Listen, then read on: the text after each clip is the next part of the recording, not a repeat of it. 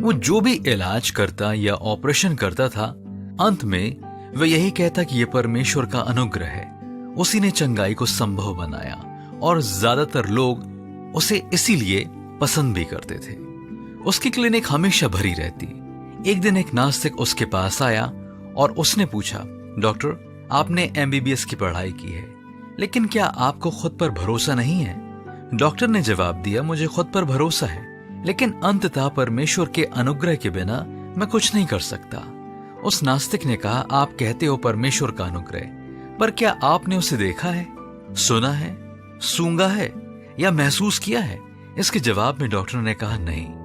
नास्तिक ने कहा, यह क्या अजीब बात है डॉक्टर, आपने उसे ना देखा है, ना सुना है, ना सूंघा है और ना ही महसूस किया, लेकिन आप कहते हो कि वो है और उसका अनुग्रह भी है।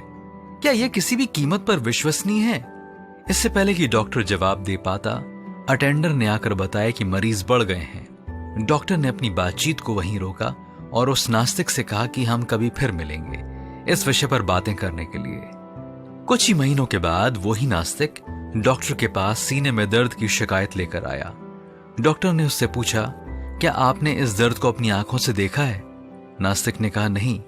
डॉक्टर ने कहा, क्या आपने उसे अपनी नाक से सूंघा है? नास्तिक ने कहा, नहीं। डॉक्टर ने कहा, अगर आपने इसे नहीं देखा, सूंघा नहीं है, तो कैसे कह सकते हैं आप कि यह दिल की कोई बीमारी है? अब वो नास्तिक सोच में पड़ गया कि डॉक्टर को क्या जवाब दे। परमेश्वर ने अतीत को देखा है, वो सब कुछ जानता है। हम ऐसे सवाल नहीं पूछ सकते कि हमने उसे देखा है, सूंघा है, सुना है या महसूस किया है या नहीं, क्योंकि हमें उसे जानना है, उसके बारे में अवगत होना है, अपने पूरे होश में, और हमारे दिलों में उसकी उपस्थिति को महसूस करना है। हाँ मित्रों, यूहन्ना 4 अध्याय 24वीं आयत में परमेश्वर आत्मा है और अवश्य है कि उसकी आराधना करने वाले आत्मा और सच्चाई से उसकी आराधना करें।